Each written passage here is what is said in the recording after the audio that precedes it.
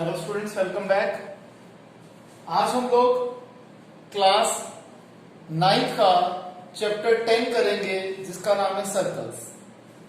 इससे पहले वाली क्लास में हमने सर्कल से रिलेटेड जितनी प्रॉपर्टी थ्योरम्स थी वो सारी कर दी थी। आज हम एक्सरसाइज शुरू करेंगे। सबसे पहले एक्सरसाइज 10.1। इसका जो क्वेश्चन नंबर 1 है ये फिलिंग द ब्लैंक्स है, ठीक है। तो आइए इसे समझते हैं। The centre of a circle lies in the dash of the circle. जो सर्कल का सेंटर होता है वो सर्कल के कहां पे लाई करता है? अंदर, यानी कि interior. Clear? Next, a point whose distance from the center of a circle is greater than the radius lies in the dash of the circle। अगर एक पॉइंट ऐसा है जिसकी सेंटर से दूरी जो है वो रेडियस से ज्यादा बड़ी है तो ऑब्वियसली बात है वो पॉइंट कहां लाई करेगा? सर्कल के बाहर, यानी कि exterior of the circle. Longest chord जो होती है सर्कल की वो क्या होती है? डायामीटर होती है। हमने बचपन में ही पढ़ा हुआ है।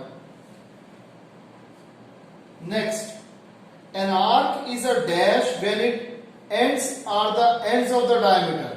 एक आर्क सेमी सर्कल बन जाती है जब उसकी एंड पॉइंट्स क्या होते हैं? सर्कल के डायामीटर होते हैं। Segment of a circle is the region between the arc and the chord of the circle. Segment वो पार्ट होता है जो कि कहां आता है बेटे? आर्क और कॉर्ड के बीच में आता है। A circle divides a plane on which it lies in 3 parts। Circle जो है प्लेन को डिवाइड करता है 3 पार्ट्स में। नेक्स्ट क्वेश्चन नंबर 2 है हमारा ट्रू और false. The line segment joining the centre to any point of a circle is the radius. एक ऐसी लाइन सेगमेंट जो कि सेंटर को किसके साथ जोड़ती है? कोने के साथ जोड़ती है। वो क्या होती है? रेडियस होती है। बिल्कुल ठीक, ये ट्रू है। फिर a circle has only finite number of equal chords. एक सर्कल की कुछ लिमिटेड इक्वल कॉर्ड्स हो सकती हैं। गलत, बहुत सारी हो सकती हैं।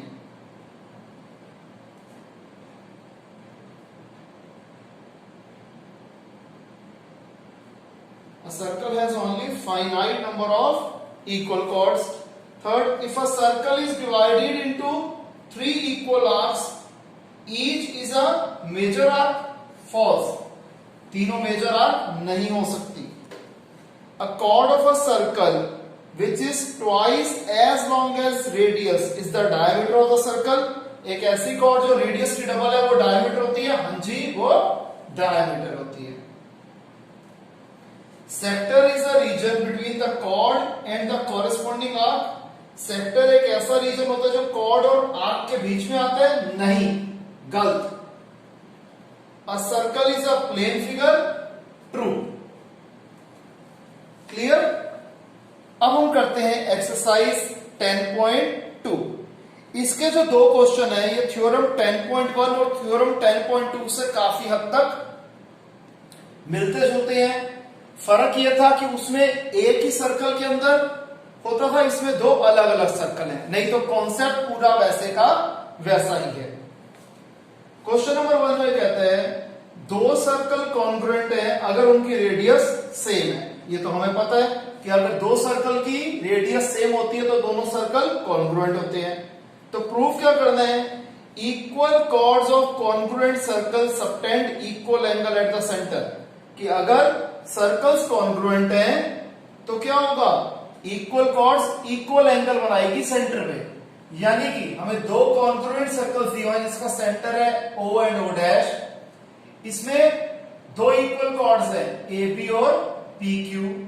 प्रूफ क्या करना है कि angle AOB is equal to angle PO dash Q।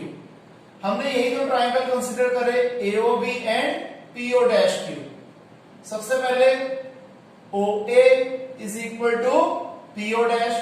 Radius of 2 congruent circle are equal। Similarly, OB is equal to O dash Q, same reason, और AB और PQ में पहले ही बराबर गिवन है। तो ट्रिपल एस कॉन्ग्रुएंसी से दोनों triangle congruent हो गए। जब कॉन्ग्रुएंट हो गए तो angle AOB is equal to angle PO dash Q CPCT, यही हमें प्रूफ करना था। अगले क्वेश्चन में थोड़ा सा चेंज है, ठीक है जी। देखा जाए तो सिर्फ इस पार्ट का चेंज है, ये दोनों चीजें इंटरचेंज है, बाकी और कोई फर्क नहीं है। इसमें कहता है कि अगर दो कॉन्ग्रुएंट सर्कल्स की जो कॉर्ड है वो इक्वल एंगल बना रही है सेंटर पे, तो प्रूफ क्या करना है, वो कॉर्ड्स भी इक्वल है। हमें दो कॉन्ग्रुएंट सर्कल्स दिए हैं जिसका सेंटर है O एंड O डैश, और angle AOB is equal to angle PO dash Q है। प्रूफ क्या करना है कि AB is equal to PQ है। सबसे पहले क्या हो जाएगा इन दोनों ट्राइंगल में, OA is equal to PO dash, radius of two congruent circles are equal. Similarly BO is equal to QO dash, same reason.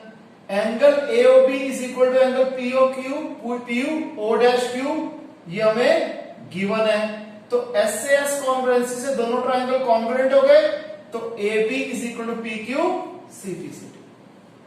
Clear है स्टूडेंट्स, इसे कॉपी कीजिए।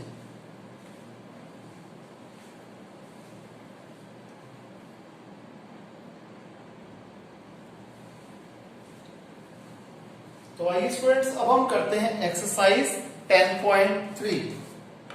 सबसे पहले क्वेश्चन नंबर 1 कहता है draw different pair of circles. हमें जितने तरीके के पेयर ऑफ सर्कल्स बन सकते हैं वो बनाने हैं, और बताना है कि उसमें कितने maximum number of common points हैं। ठीक है जी, सबसे पहले बताना है कि कॉमन पॉइंट्स इनके कितने हैं, और फिर maximum number of common points क्या है वो भी बताना है। मैंने 3 पेयर बना दिए सर्कल्स के। फर्स्ट में कोई भी पॉइंट कॉमन नहीं है, इस केस में 1 पॉइंट कॉमन है, इसमें 2 पॉइंट्स कॉमन है। This implies 2 is the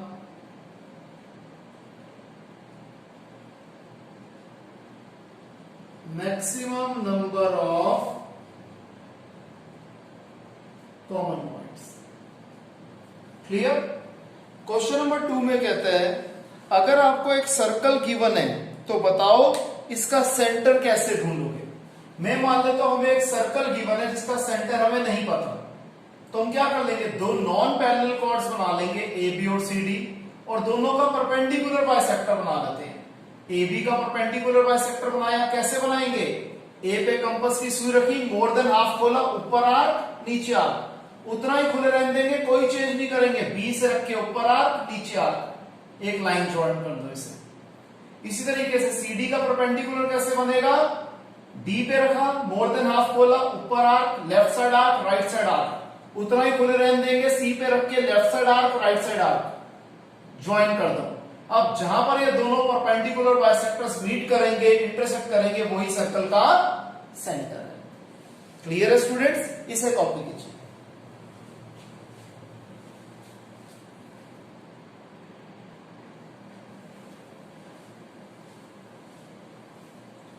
question number 3 कहता है अगर 2 सर्कल इंटरसेक्ट करते हैं 2 पॉइंट पे, तो प्रूफ क्या करना है, इनके जो सेंटर्स हैं वो कहां लाई करेंगे, perpendicular bisector of the common chord पे लाई करेंगे। हमें 2 सर्कल्स दिए हैं, सेंटर है O and O dash, AB एक कॉमन कॉर्ड है। प्रूफ क्या करना है, O dash lies on the perpendicular bisector of AB। हम OA, OB, O dash A और O डैश B को ज्वाइन कर देते हैं। सबसे पहले इस ट्राइंगल AOO डैश ऊपर वाले बड़े ट्राइंगल और BOO डैश नीचे वाले बड़े ट्राइंगल को हम कंसीडर करते हैं। OA और OB बराबर है, क्यों, radius of first circle. O dash A और O डैश B बराबर है radius of second circle. And OO dash OO dash common. Triple S congruency से दोनों ट्राइंगल्स कॉन्ग्रुएंट हो गए। जब कॉन्ग्रुएंट हो गए तो एंगल 1 और एंगल 2 बराबर हो जाएंगे CPCT से। अब अपने छोटे ट्राइंगल लिए AOM and BOM। OA is equal टू OB रेडियस, OM कॉमन, और एंगल 1 और एंगल 2 को हमने बराबर अभी अभी प्रूफ करा था। तो एस से एस कॉन्ग्रुएंसी से दोनों ट्राइंगल कॉन्ग्रुएंट हो गए। तो AM is equal to BM CPC। इसके साथ साथ angle AMO is equal to angle BMO, ये भी CPC। ठीक है जी। अब हमें पता है angle AMO plus angle BMO इनका सम 180 डिग्री है, क्यों? Linear pair. तो मैं AMO की जगह तो AMO लिख देता हूं, BMO की जगह अगेन AMO लिख दूं, क्यों? क्योंकि AMO और BMO इक्वल एंगल है। तो twice of angle AMO is equal to 180 degree. तो AMO क्या आ जाएगा? 180 अपॉन 2 90 डिग्री। जब एंगल AMO 90 डिग्री यानी कि यहां परपेंडिकुलर भी बन रहा है, और AM और MB को हम पहले बराबर प्रूफ कर चुके हैं। Hence OO dash lies on the perpendicular bisector of AB, यही हमें प्रूफ करना था। क्लियर है स्टूडेंट्स? इसे कॉपी कीजिए।